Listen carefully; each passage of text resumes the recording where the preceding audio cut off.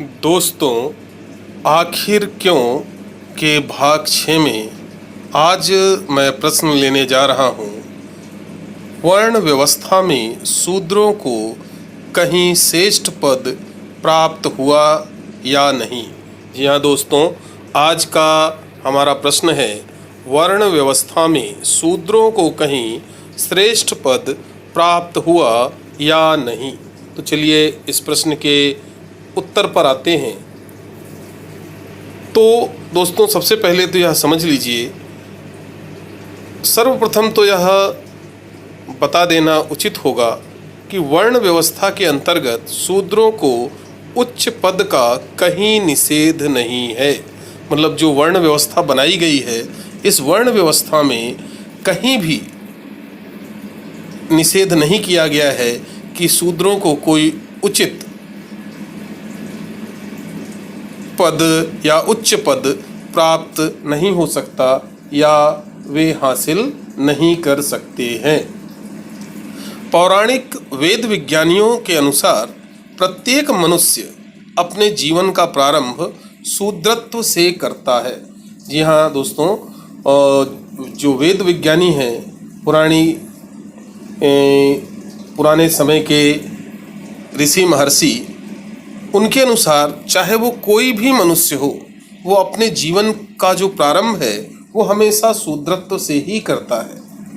और प्रत्येक मनुष्य अपने जीवन में वर्ण व्यवस्था के उच्च सोपान ब्राह्मणत्व को प्राप्त कर सकता है। चाहे वो किसी भी वर्ग का हो, वह अपने जीवन में वर्ण व्यवस्था के उच्च सोपान, जिसे ब्राह्मणत्व कहा जाता है, उसे प्राप्त कर सकता है कोई भी मनुष्य। पूर्व काल में शूद्रों में वाल्मीकि जी थे, जो श्री राम जी के परम भक्त थे। आप सब जानते हैं, श्री वाल्मीकि जी ने संस्कृत रामायण की रचना की, जो आज भी वाल्मीकि रामायण के नाम से देश भर में प्रसिद्ध है।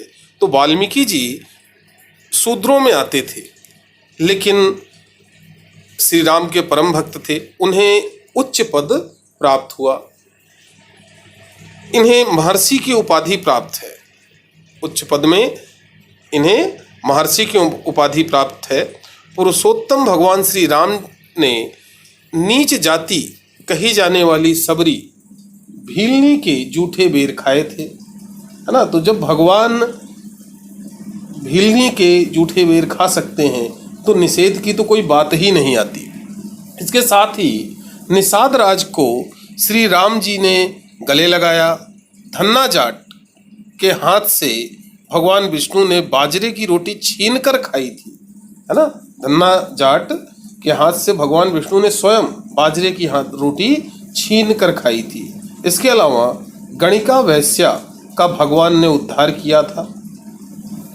तो जब सृष्टि को रचने वाले भगवान जाति पाति का भेदभाव नहीं रखते, तो हम आप क्यों करें यह भेदभाव। हमें भी यह भेदभाव नहीं करना चाहिए।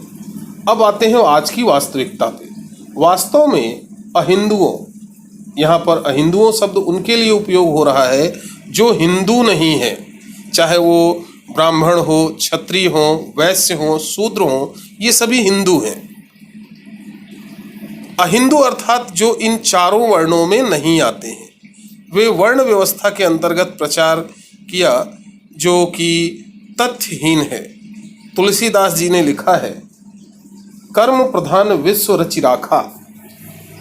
तो इससे ये साबित होता है कि हमारे पौराणिक साहित्य में, वेद पुराण में समाज को व्यवस्थित ढंग से चलाने के लिए 4 वर्णों में बांटा गया है, ब्राह्मण, क्षत्रिय, वैश्य, शूद्र।